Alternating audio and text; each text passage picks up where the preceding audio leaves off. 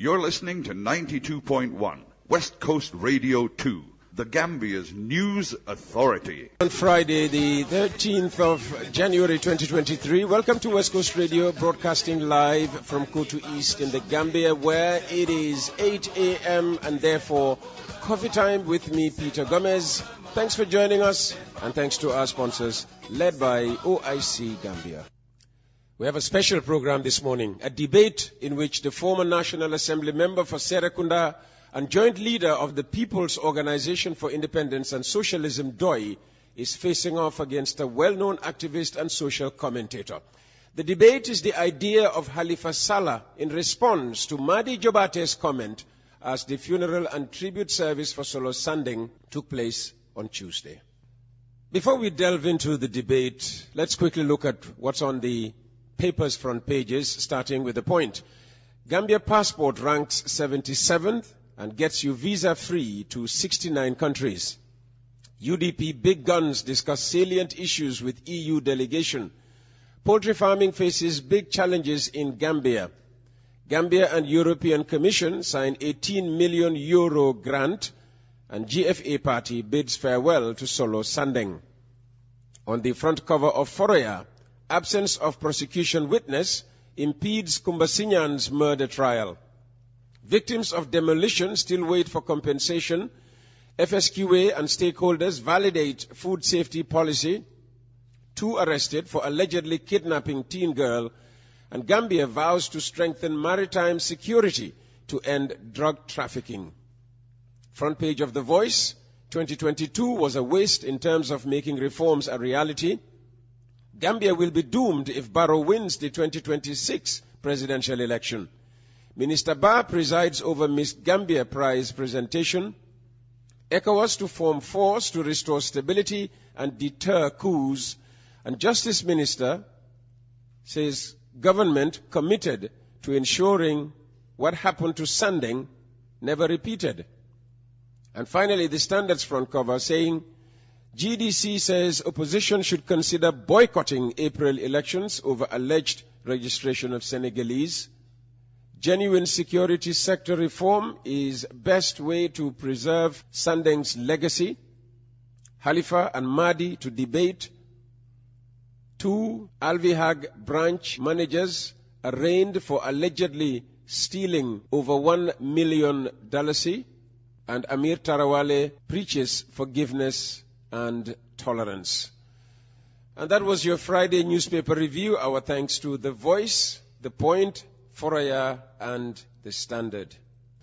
On Friday, the 13th of January 2023, welcome to this special edition of Coffee Time with Peter Gomez, coming to you live on West Coast Radio on 92.1 on FM, featuring Mr. Halifa Sallah debating Mr. Madi Jobarteh for what the outspoken activist said earlier in the week about some of our political leaders, including Mr. Sallah, as the country finally laid to rest a man widely hailed as a national hero. Let's remind ourselves of what Madi said on Tuesday as part of a taxpayer-funded funeral and tribute ceremony for Solo Sandeng, organized by the Barrow-led government.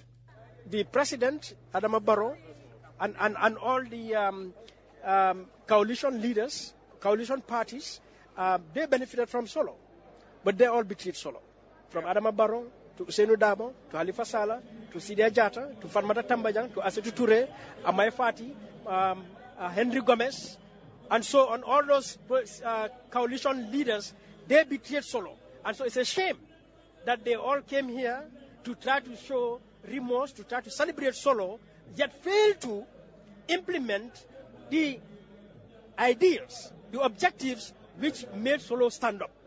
So they have all betrayed Solo, and that is very sad. Mr. Sallah, Mr. Jobarteh, welcome to West Coast Radio. And if I may start right away with you, Mr. Sallah, what is wrong with what we just heard there?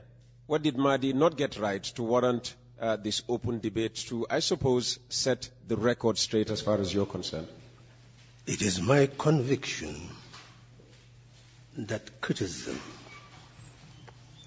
must be based on truth, good faith, and the public interest. Because I am an elderly statesperson, people should criticize me, but based on truth, good faith, and the public interest. What Madi said was not true, was not based on good faith, and to mislead the public is not in the public interest. That's why I challenge him to indict me. Okay. Madi, what is Mr. Sallah missing in what you were trying to make, the point you were trying to make, and what is that point to begin with? Yeah, to begin with, I think Mr. Sallah missed the very things, values that he expressed just now. Because certainly I said the truth. Solo Sandeng rose up on April 14th. In his hands, I understand, had the gopher demands. And of course, on his placard and in his speech, called for electoral reforms. This is April 2014, 2016. Earlier, in 2015, GOFA, that is Gambia Opposition for Electoral Reforms, constituted by DOI, UDP, GMC, GPDP, and NRP, signed and submitted 11 points for electoral reforms to the IEC, to the President, and to Jesse Jackson, and I think to the United Nations or the AU. The signatories to that petition were Ousainou Darboe and Halifa Sallah. Now, that GOFA demand goes back to 2012 when that GOFA itself was established. Now, we can go back to 2010. UDP, when Femi Peters in 2009 was sentenced to 1 year in jail for using a loudspeaker, UDP challenged the Public Order Act in the courts, which decision came later in 2018 by the Supreme Court. Earlier, to still go back, in 2001, when the students were massacred in 2000, an indemnity act was put before the bill was put before the National Assembly. At the time, Hamad Ba and Sida Jatta were members of the National Assembly. In protest, they marched out to not even discuss that indemnity act. Now, these are laws on our elections, laws regarding our freedoms, our rights as sovereign citizens of this country, which have been well captured in the manifesto of Adama Barrow as the candidate of the coalition, and as well highlighted in the MOU of the coalition. So that when we get to 2017, therefore, Halifa Sallah needs to tell us whether himself as a National Assembly member, as a member of DOI, and all the political parties that constitute the coalition, whether the coalition exists or crumbled or not, regardless, they were the parties that came around the coalition and their president, whether they had effected that GOVA demands for electoral reforms. Such that when we look at the manifesto of Barrow, on the chapter or section on democracy and rule of law, they highlighted 22 issues about reforms and other things. Out of that 22, they did only 4. That is, to remove Section 91(1)(d) to secure the tenure of they themselves, the National Assembly members, if they have to leave their seat. Number 2, to remove Section 62 about the age limit. Number 3, the Freedom of Information Act, which came into place eventually. And number 4 is to so actually they actually did only 3 out of the 22. Okay. And when you look at those 3, directly benefit them as National Assembly members, as politicians, as political parties. So what untruth, what falsehood have I said? Okay. And I want to challenge Mr. Okay. I'll throw the question to him. Thank you, Madi. Mr. Sallah, back to you. Madi has just established, according to him, the truthfulness of what he said on Tuesday. What do you find untrue about what he said on Tuesday and what he just said moments ago? What Madi has said right now proves that my contract with the Gambian people and the Gambian nation has been fulfilled to the letter. Everything he is reading, including that petition for Jammeh to facilitate electoral reform, my hand is there. What he said out of 22 I'm points. coming. No. I'm saying everything he's reading. Now, my hand is there in drafting it to the Barrow Manifesto. Everything. I fulfill my contract. He said I betrayed Sandeng. How? His proof, Sandeng had what was our petition and called for electoral reform. Young people of the different parties called each other to talk about demonstration. Did the Doi youth participate in demonstration? No. Why? Because Doi is enlightened and enlightens its people. Section 134 of the amended, as he said, we introduced the petition in 2015. July, what did Jammeh do? To come up with a blanket reform of the Elections Act, requiring 1 million to register a political party, 500,000 to be a presidential candidate, 50,000 to be a National Assembly member, 10,000 to be a councillor. If you are a resident outside, you cannot lead a political party. So essentially, he was making it impossible for political parties to function. Is that a positive response to our petition? No. So what was our option? 134 says that 6 months before elections, the Independent Electoral Commission must not engage in any significant change of the Elections Act. So if you go and petition, what he does not know, Peter, yes, on the 14th of April, yes, I was here with my colleague, Usainu Dabo.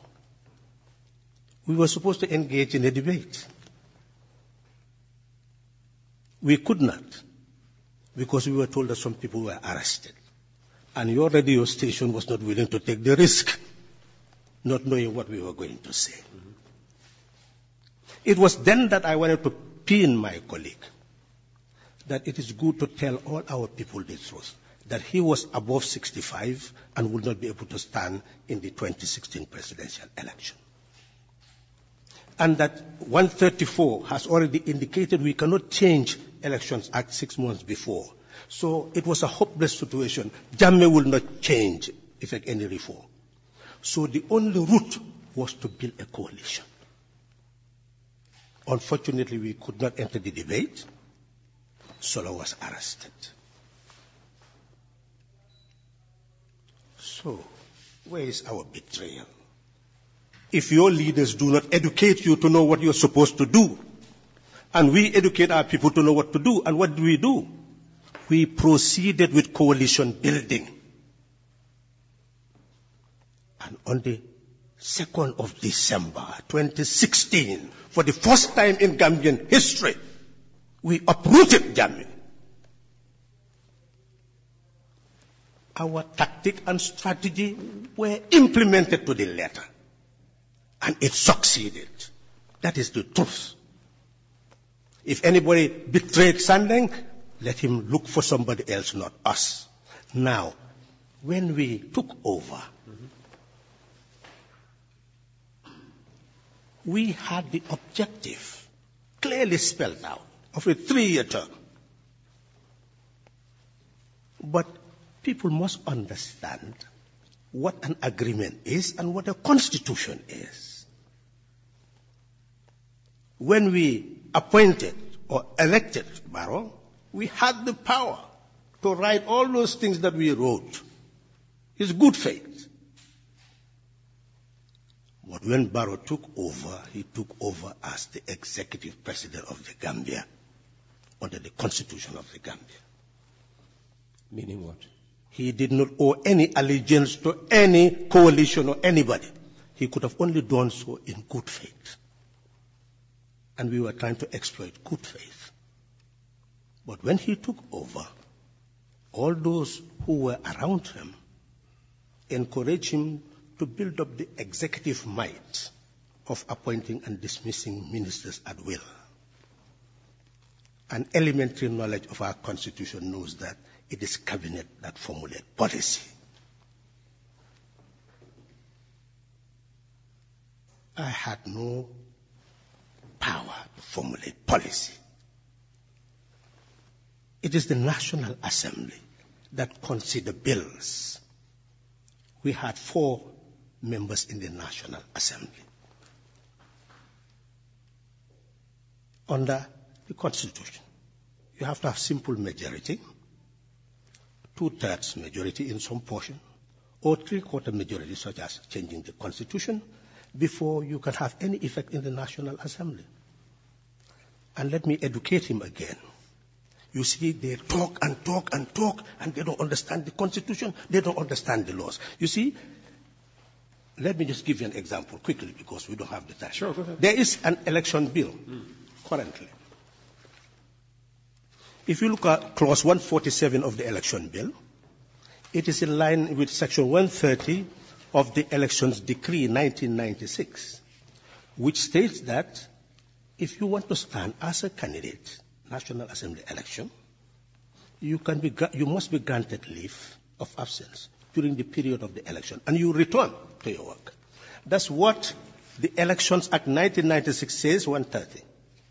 147 clause 147 of the election bill, that's what it's saying. It wants to introduce that.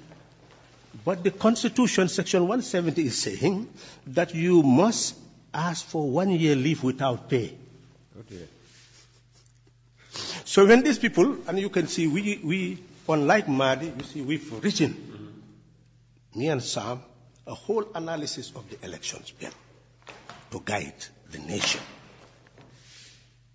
So you see, you can effect the introduction of a bill. The National Assembly can, if they are inexperienced, even pass the bill. And then somebody will go to the Supreme Court and throw it in the dustbin, because it is against the provision of the Constitution. Okay. All right. Madi, back No, let me conclude. Okay. Let me conclude, just to show that he has no basis of argument. You see, for us, there was no basis of any of this reform.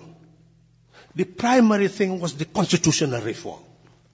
It was introduced.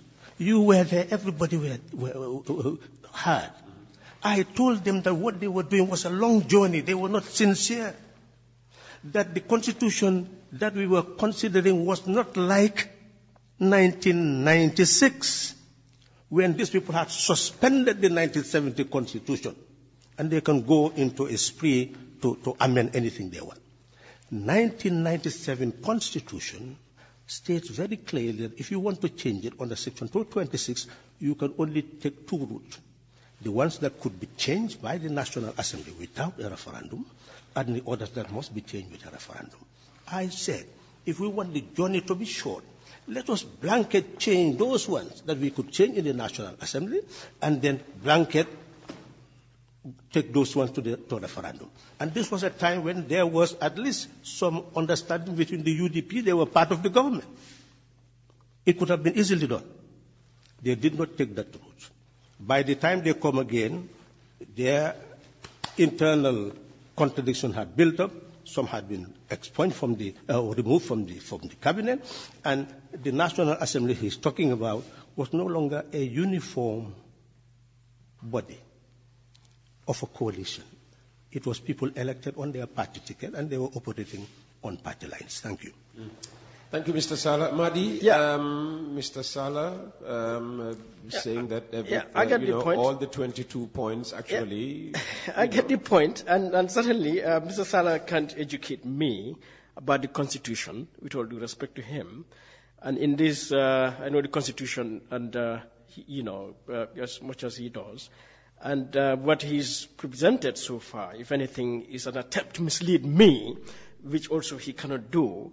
You see, Peter, no one doubts the efforts of Mr. Sallah pre-2016 or pre-2017, and many other Gambians contributed to what we eventually had to remove this dictatorship. There's no doubt about that. But this country is a civilized state, nation.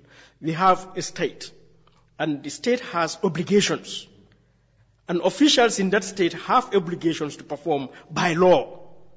Now, Mr. Sallah, when we got to 2017, he said to the media that he does not wish to take a position in the cabinet, that he wants to go to the National Assembly.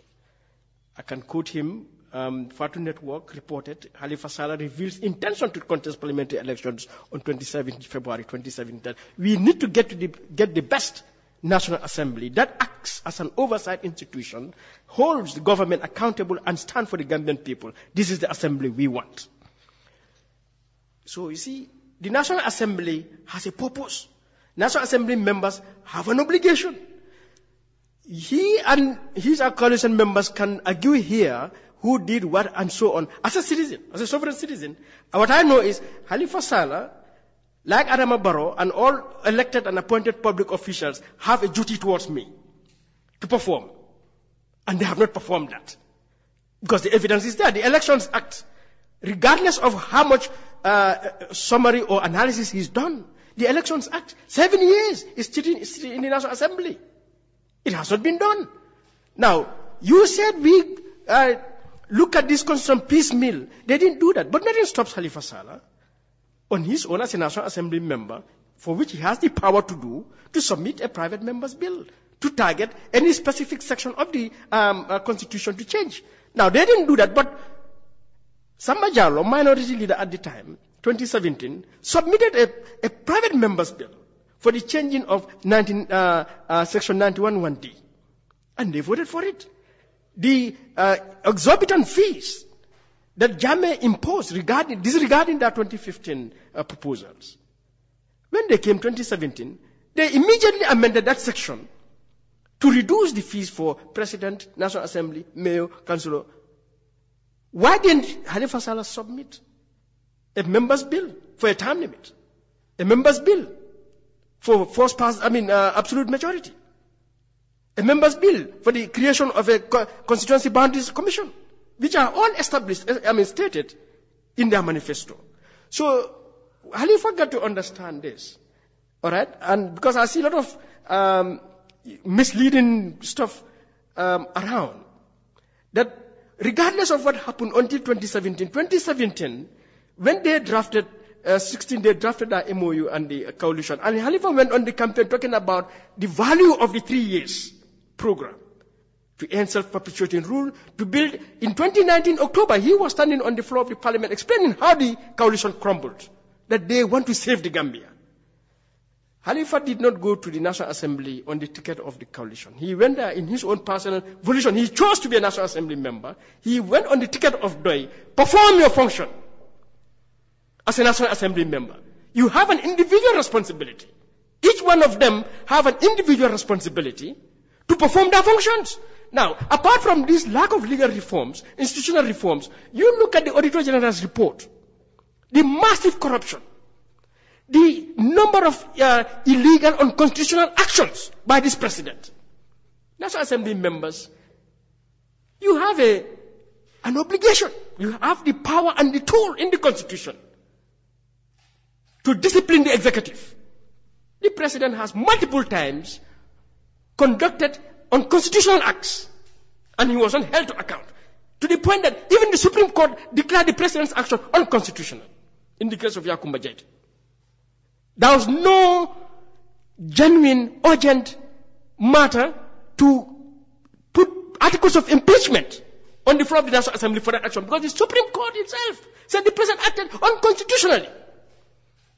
So, our coalition political parties and their leaders who came to acquire the executive and the legislature, they had the powers in the constitution, in the standing orders, in other laws of the Gambia, to protect the Gambia, the best interest of the Gambia. But that has not happened. Halifa himself was the chair of the PEC committee, the Public Enterprises Committee. There is not a more corrupt sector of Gambian society than the public enterprises. Not only corrupt, but inefficient. And it was Halifa's duty to make sure our public enterprises, their enterprises, businesses, to raise revenue for the government. They don't do that. They don't pay dividends. Not only that, they don't deliver the services they are supposed to perform. And not only that, they are so corrupt, they mismanage public resources. It's in the Auditor General's report 2017 and 2018. So, look, Halifa inspired me personally. All right? And I have said every day that the DOI agenda, DOI idea, not only for Gambia, but Africa, that is it. But as he said at the beginning, he is a public official. He has to be held to account. And let Halifa humble down to realize that he's not invaluable. And to take an honest, impartial review, analysis of his own performance and the performance of all of them. And then he will realize definitely they failed the Gambia from 2017 to 2023 right now. Okay, so the debate seems to have moved from Halifa and the coalition members betraying Solo Sandeng. It's all within that context. To now about it's all within that context. His performance while he was of a member course. Of the National Yes, Assembly. to be held to account. Okay, let me come back to you, Mr. Sallah. By the way, you're listening to Coffee Time with Peter Gomez. We're live on West Coast Radio 92.1 in the Gambia. A special program in which Mr. Sallah is debating Madi Jobarteh. Mr. Sallah, how do you react to everything that has been said in the last 5-10 minutes? I really am more comfortable now after hearing what he has to say. If that is what he said, trying to indict me for my performance in the National Assembly, we would not have had this debate. I would have just considered what he said and determine whether it's relevant or not. I would not have wasted my time. Just allow me. Give him a break. But it is this element that I have betrayed Sandeng, which I wanted cleared, and I believe that is clear. Now my record. You see, this is the problem with people like Madi. They are misleading a whole generation. If you go to the United States now, you will discover that any sitting congressman, senator, will be followed for how you vote in that Congress, the views you express in that Congress. We're not talking about utopia. These people are talking about utopia. I can understand them, that I can go in the National Assembly, put private members' bill, they kick it out. I will be showing. That's Madi. Just show that you are doing something. I'm not made of that stuff. That's not me to go just to show. When I knew my constituency, we were only 4 in the National Assembly. We had no power in the National Assembly. And we knew who had power. And we knew their thinking. We knew their orientation. Just look at the Local Government Act when they aim to change that provision so that when you dismiss a person from a party, automatically you will not lose your seat in government. Clearly, that idea was complete separation of power, of party and state, and that's what should happen. A party helps a person to get to office. But once you are in office, you are a state official. So how can a party be allowed to remove a state official from office? It doesn't make sense. It's not a separation of party and state. But you can see the struggle in the National Assembly to amend that particular provision. That's the National Assembly we had. And he keep on repeating coalition. This was not a coalition National Assembly. He knows. The voting pattern in the National Assembly, he knows. There was nothing about coalition in that National Assembly. Everybody knows that. True, yeah. So it is Madi who is trying to throw dust in people's eyes. And he's the one who has been misleading himself and a whole generation. We didn't have a coalition. So essentially, and at the same time, you had an executive president who could even dismiss his vice president without giving any reasons and constitute his cabinet as he wished. My God. That is the executive. This was not coalition executive. So forget about the coalition. After Barrow assumed office, It was no longer in existence. He can judge me by my own performance. But I can tell him, if he goes to the record and examine what I said and what I did in every stage of deliberation in the National Assembly, my colleagues will know that I was an asset to the National Assembly and that I had contributed my quota to the best of my ability and, in fact, in the national interest.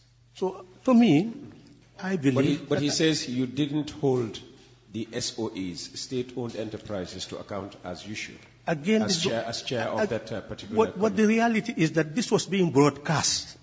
Our proceedings were being broadcast.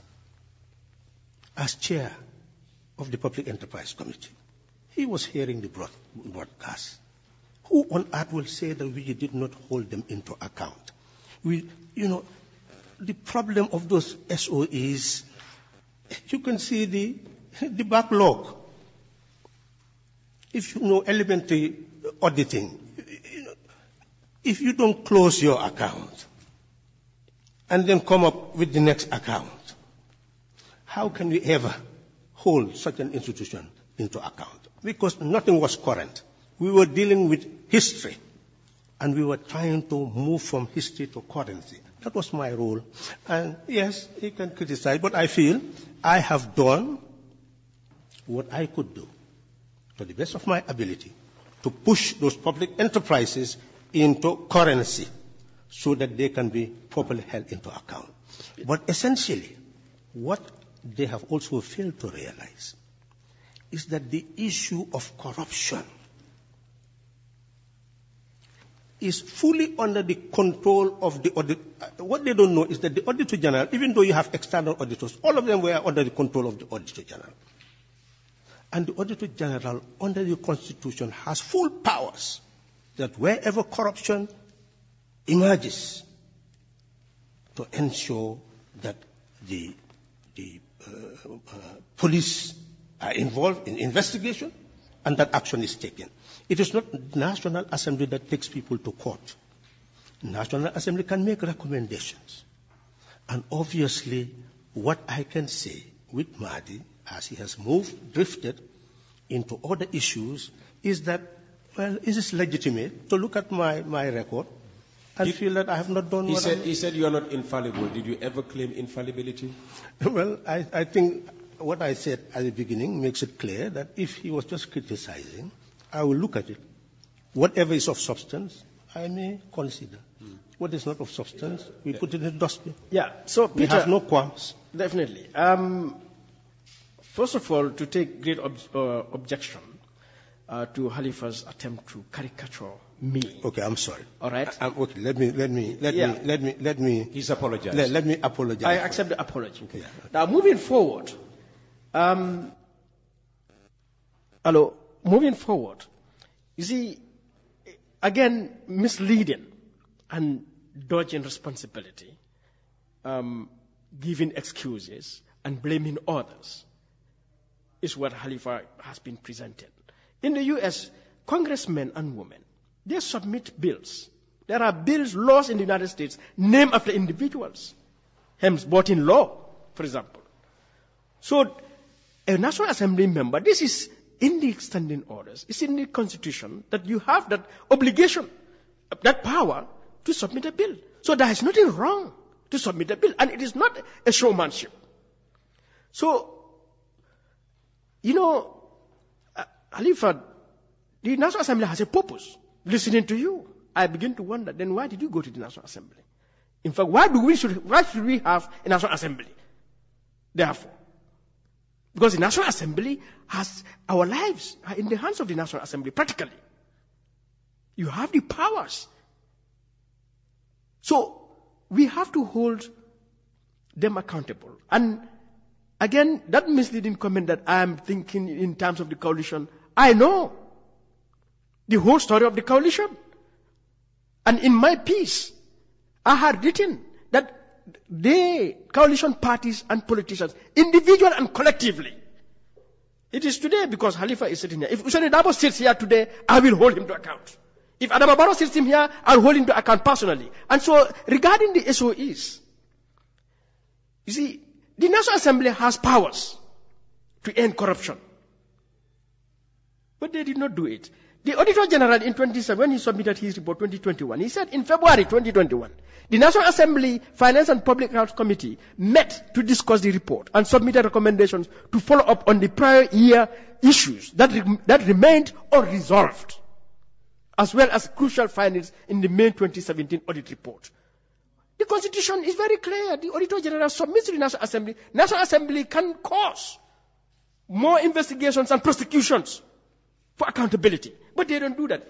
The National Audit Report 2018 or 17 indicated government of the Gambia in 2017 provided loans to state-owned enterprises amounting to 11 billion. This was the time the 66 million in the special security account was talked about all over the place. But citizens forgot to realize, in fact, our state-owned enterprises, 11 billion. Now, from 2017 to date, the only public enterprise I have had provide a dividend to government is ports. In 2018 or 19, $5 million. In 2020, in the heart of the COVID, $95 million. How do we explain that? So, the purpose of Halifa Sallah and all those National Assembly members is to make sure ports, GAMCEL, GNPC, and so on, deliver services, not just quality services to all Gambians. That is not taking place. If you have a house today in Boraba, you want electricity down there, NAWAC will tell you, buy your own poles. Dig your own ground to get water to your house. Why? A taxpaying, a citizen of this country, a public institution. So what has been the effect, the value of our National Assembly members from 2027 to 2021, of which Halifa was a key member? You mean from 2017 yes, to 2021. So I am saying, coalition or no coalition, the parties that came together to remove Jammeh in 2017, coalition or no coalition, MOU or no MOU, manifesto or no manifesto, they have a duty to make sure there is good governance in this country. There is sustainable development in this country. But that full tenure, 2017 to 2021, was an abysmal failure and a betrayal of somebody like Solo, who rose up, got himself killed because he was fighting for electoral reforms. Why on the first day, those electoral reforms, the government demands, 11 of them were not put on the floor of the parliament by Halifa Sallah, or, 𝒂𝒂𝒏 Barrow, or, Alhaji S. Dabo, or Samba Jallow, or Tuman Jai, or Yakumba Jaite, and so on. Why did they put it on the floor of the parliament? Okay.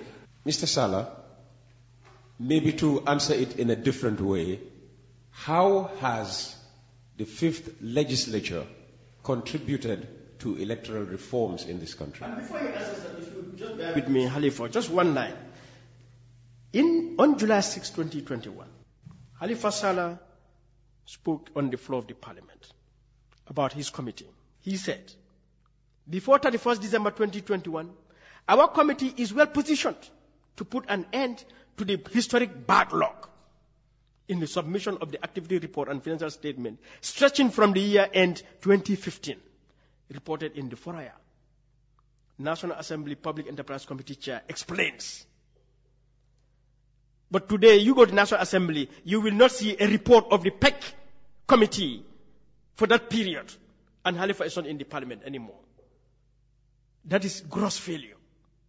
Every committee of the National Assembly should submit a report, annual report of the performance of your functions. Particularly the two, for me, most critical committees, the FPAC and the PEC. Okay. They are at the heart of our accountability, our governance and our development. Okay. Let's start with that criticism of PEC, because that's nearer home, if you like, before we go on now to talk about the achievement of the 5th legislature. So 2 things, then we go to PEC. Section 160, subsection 5 of the Constitution says, where discrepancies of a criminal or fraudulent nature are discovered during the audit accounts by the Auditor General, he or she shall immediately cause a report of his or her finding to be submitted to the Inspector General of Police. I am saying, as far as corruption is concerned, the Auditor General has full powers to address it from any public institution. That is the issue. Number two, 𝒃. I have said, and it is clear, that we met a 𝒃 with backlog up to 2014. My own responsibility, I was convinced that unless we put an end to that backlog, we will not be able to be current in our criticism of those institutions. Because the institution is not only to expose, but to put them on a very sound footing.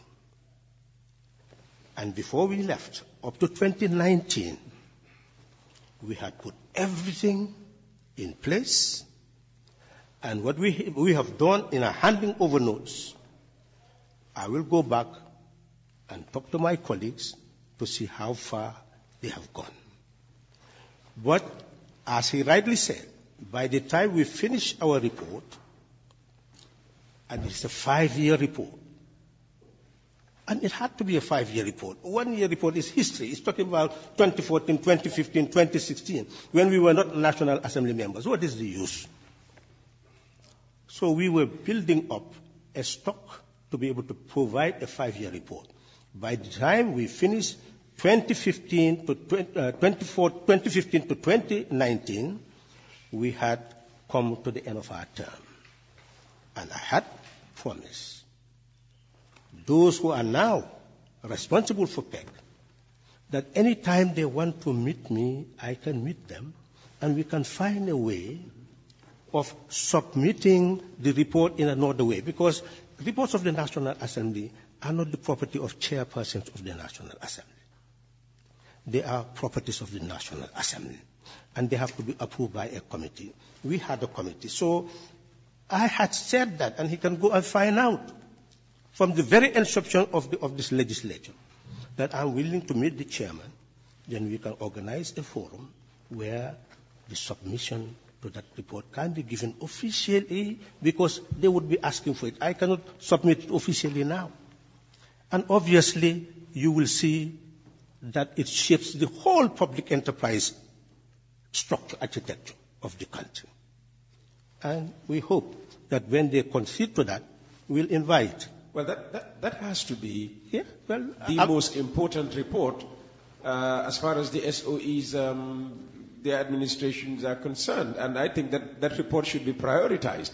So what will it take? What will it take for you and the sixth legislature to work together to get this report done? Well, he can go back and talk to the chairman and see whether I had not approached them so that they should invite me for a discussion. Or you've approached them already? Okay, let's not put them in the picture. Let's deal this thing with me. I don't want him to divert me. Yeah. Let me say that I have no qualm in being taken to task on that matter. Okay. And the National Assembly is listening to me. The chairman is listening to me. They are people of good faith, and I am ready to cooperate with them so that we can at least carry out our national function. But what I'm emphasizing is how Madi continues to accuse me of betraying my function because I've not taken a bill in the National Assembly. I have said that I went to the National Assembly not to be an ordinary National Assembly member. I went there for a transformative agenda. That's what I campaigned. I went there thinking that the coalition will function and that I will help in the constitutional reform process, transitional justice process, and the process of ensuring that the Human Rights Commission would be so empowered that human rights violations will come to an end. I went there to work as part of a team. And no one doubts that when it came to the discussion of the Constitution, I played my major role. What do you think of the Human Rights Commission? Do you think it has been empowered in such a manner that human rights abuses, gross human rights abuses could be stopped in this country? You see, what is important is to realize that it's just an act of the National Assembly. This should have been fused into the Constitution as a structure of the Constitution. A Peace Council, Human Rights Council, all should be part of, just like the Independent Electoral Commission, and given all the powers needed. Okay. That is not there. Yeah. And you look at for example, what he's saying, there are certain things that no one could have done more without the constitutional reform process. Certain things like? Look at the NIA. They tried to change their name to SIS.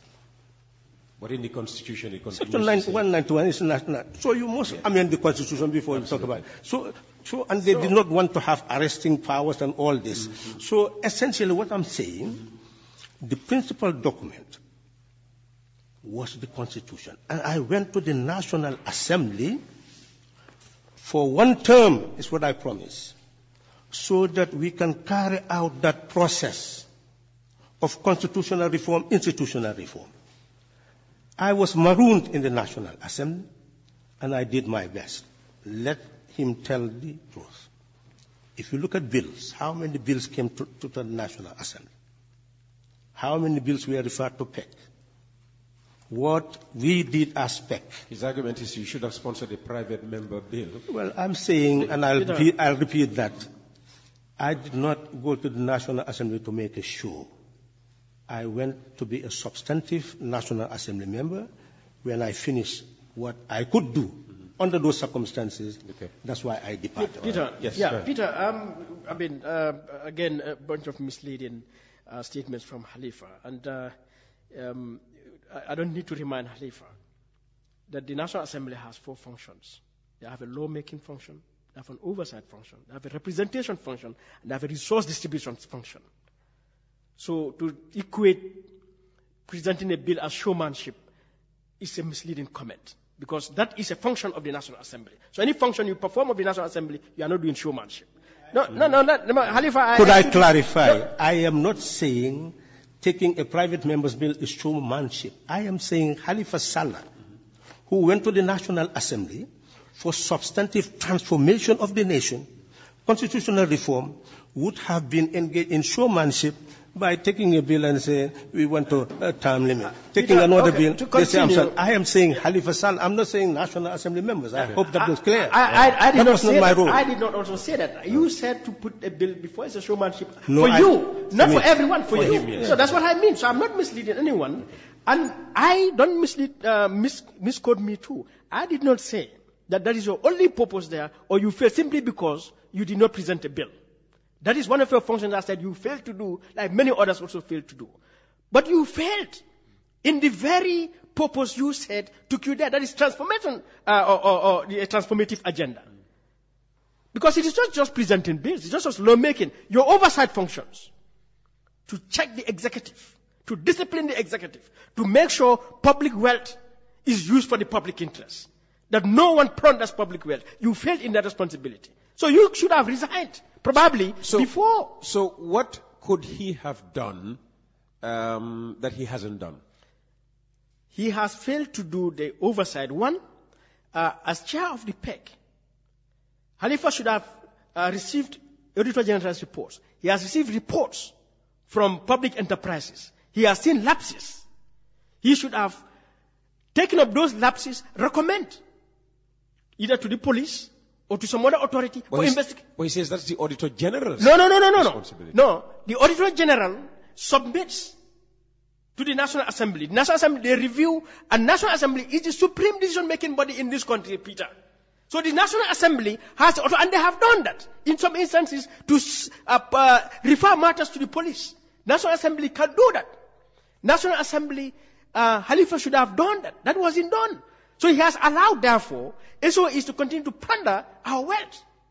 Not to mention many other unconstitutional illegal acts of the executive, such as the supplementary appropriation bills, which are all unconstitutional, the declaration of state of emergency during the COVID, which were unconstitutional, the violation of those declarations by President Barrow at that time are not held to account. We saw in UK how the UK Parliament held to account their Prime Minister for violating a COVID restriction. So Halifa could have done a lot more. So that transformation he's talked about, he did not do that. The legal reforms, why? The government, they call it SIS. But this entire security sector reform. As a National Assembly member, he could put a motion on the floor of the parliament to tell the Minister of Interior, Minister of Justice, bring this act for review. The Police Act, the NIA Act, the Gambia Armed Forces Act, the Prisons Act, and so on. He just told you that doing that for him... No, he is misleading that part because Halifa knows... Let me put it that he does not understand National Assembly procedures. Halifa, I understand National... Nobody understands National Assembly in this country more than me. Let me explain why. Let him explain. He says the National Assembly has powers to send somebody to this police station for corruption. I would want him to show me which section of the Constitution gives the National Assembly that power. Madi, can you? He will not be able to produce it. That's why he's just talking. Number two, National Assembly has committees. And it is the committees that are responsible for engaging the ministries and reviewing everything they are doing. Again, he's not informed. I'm part of the Defense and Security Committee.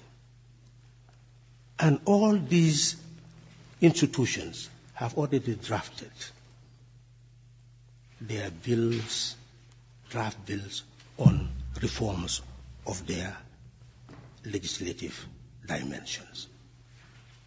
So the security sector reform process has been monitored by that committee, and they engage the security forces on a continuous basis. One time they were all asked to come and submit all their strategic plans, all their laws for review. So, for me, I feel that if you ask my colleagues in the committees whether I had performed my function, I believe they will say, yes, I have performed my functions. Thank you, Mr. Sallah. Madi, I see you have the Constitution in your hand. Can you quote a section where it says the National Assembly or its committees have the right to, take SOEs? In fact, the committees do not have power to act independently. The only power they have is to report to the general body and make recommendation. And if approved, that is the position of the National Assembly. In fact, the committees are not even supposed to discuss their reports until it is submitted to the National Assembly. So I don't know why he would say that the committees could send people, that's not... Have you found the section of the Constitution that... under the section of the Auditor General, the Auditor General submits reports to the National Assembly under section 160, sub 4, okay, or 224. Now, under this section, the National Assembly has the powers to make inquiries or to call witnesses that are mentioned. We wish you a that are mentioned. Is the computer telling us it's time to go? Go ahead. Yeah, that are mentioned to subject them to an inquiry. Now, it is out of that, in the preceding section, that the Auditor General has the power to take things to the police. And yes, it's the Auditor General that if he finds anyone, of any discrepancies by anyone, can take the matter to the police. But what I'm just saying, Peter, when you understand the laws and norms of the Parliament, the National Assembly, it is within their powers to ask any public institution. So when you say theirs, then it means the whole Parliament. Yes, but that's come through a process. Would you allow me to help you? No, I don't need that. The point is, okay. As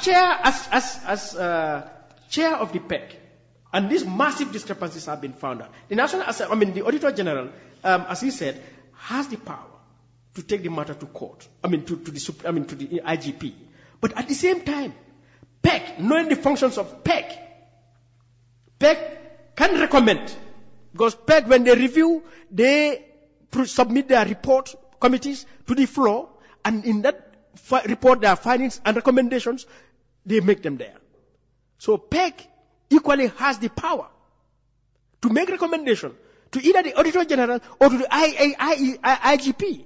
that based on the Auditor General's report, based on other reports we've received, investigate Gamtel, investigate 𝒂𝒄𝒄𝒏, and so on. Okay. And that was not done. Okay.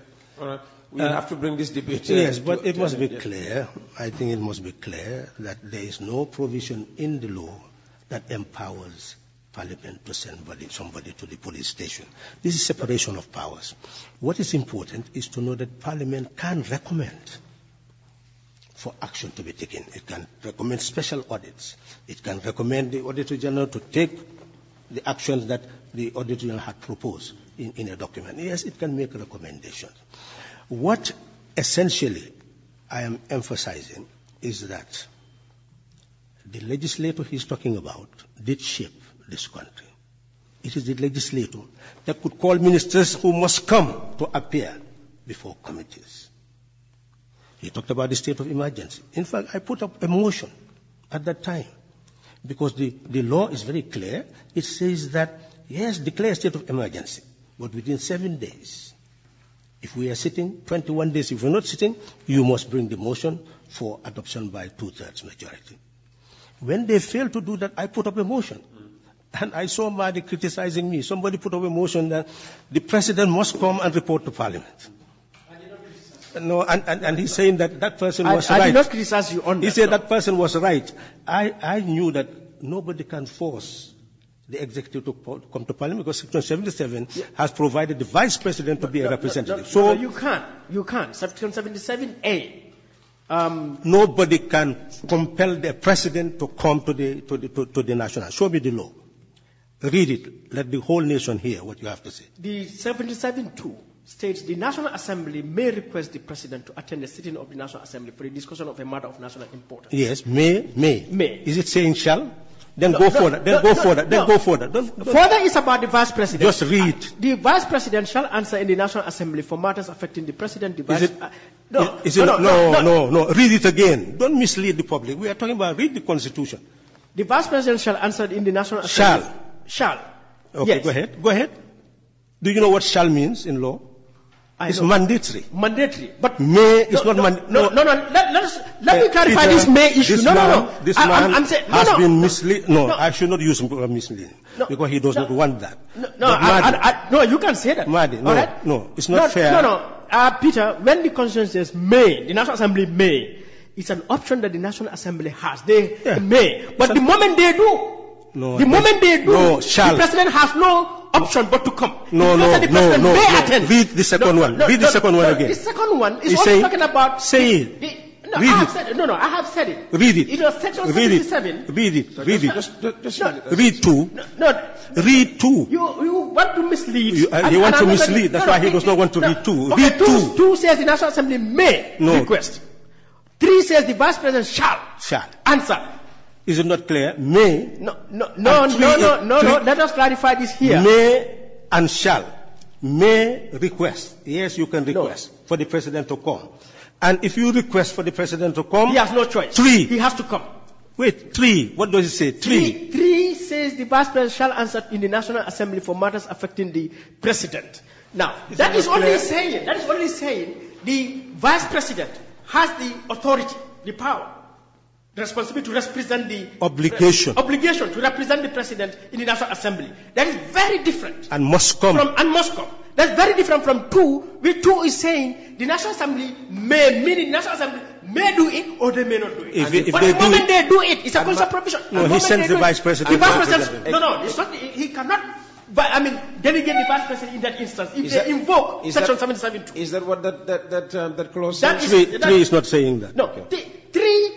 If you go to even 4, it is saying the vice president or a minister shall, when requested by the National Assembly. So shall is mandatory. He has 2 options. That's why we must force ministers to come. The president can either come himself or the president can send the vice president based on 3. But based on 2, when the National Assembly makes the call that Mr. President come, the president cannot say, no, I won't come and send the vice president. It doesn't say that, Madi. It doesn't say that. It gives the House the option to ask the President to come.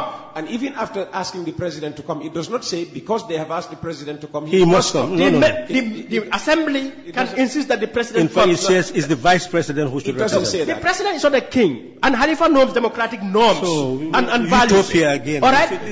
No, this is a republic. Utopia. No, I think this is a republic. You're not speaking the language of the law. It's good that okay. Let's not criticize Madi. No, criticize me. For being so enthusiastic and so vigorous in pursuing what is his principles. I respect him for that. I told him that several times. But essentially, I'm an elderly person with a gray hair.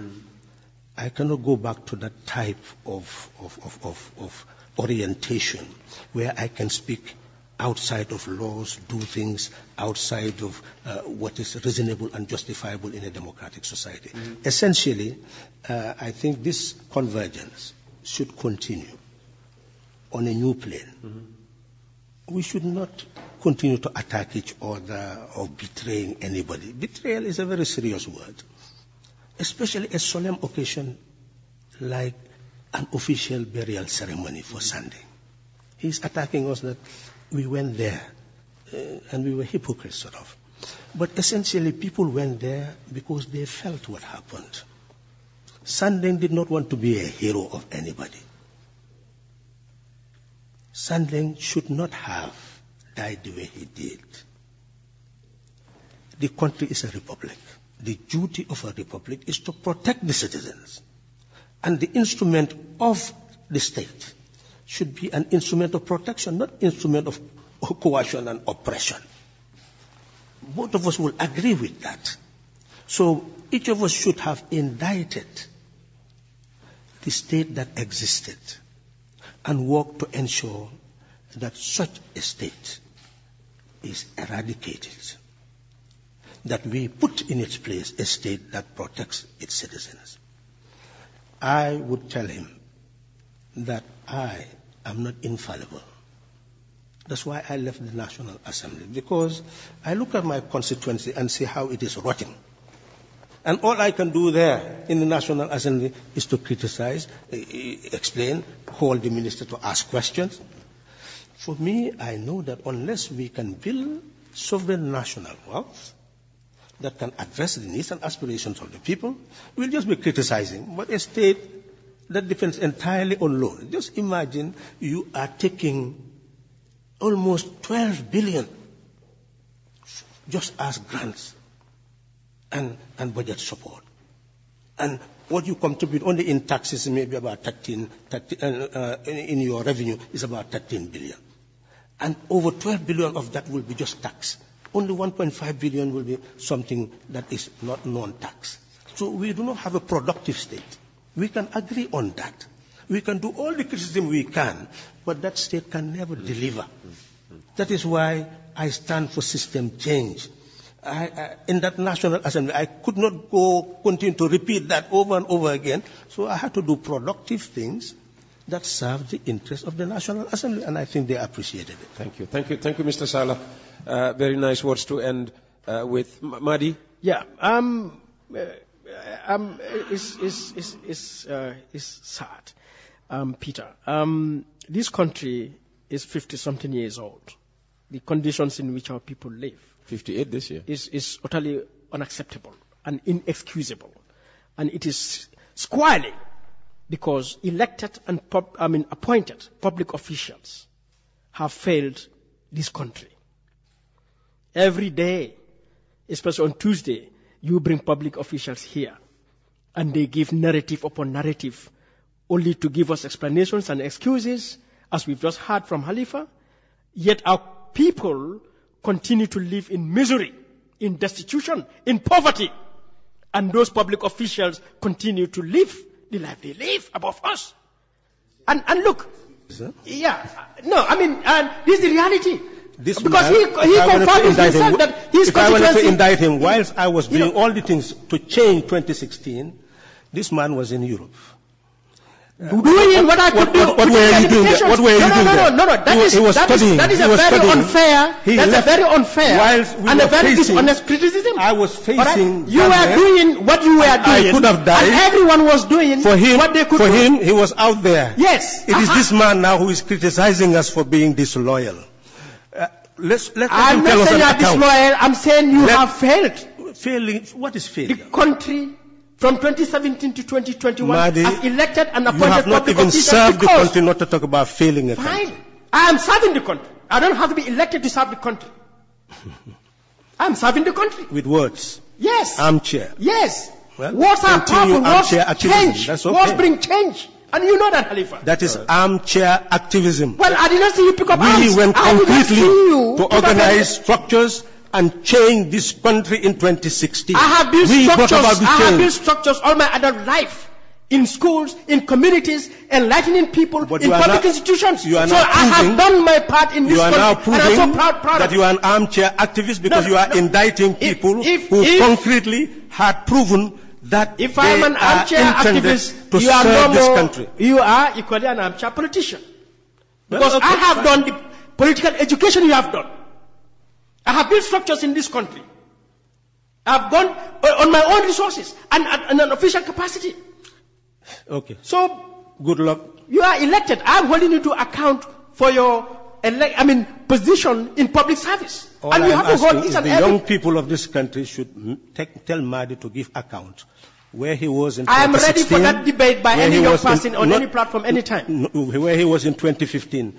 Start asking him to give you account. You want to tell me every Gambian who was out of this country in 2016 therefore did not contribute anything? No, I have not said anything. I'm saying why should Madi's the young absence people in the country between 2016 hold you into account when Jammeh was here. When Jammeh was here, what you Peter were Gomez doing is my witness. And how you were engaging Jammeh. I have confronted until Jammeh. The change occurred. I have confronted Jammeh. Peter Gomez is my witness. We were together at Radio Gambia. They sacked him 2 weeks. I resigned.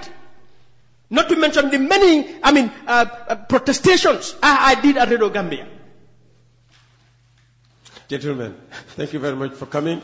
I'm sure this debate will continue elsewhere. You've been listening to a special edition of Coffee Time with Peter Gomez featuring Mr. Halifa Sallah. Thank you very much for coming. And Mr. Madi Jobarteh, thank you very much for coming. And on that animated note, Coffee Time with Peter Gomez now takes a weekend break. The program will be back on Monday. Have a very nice weekend.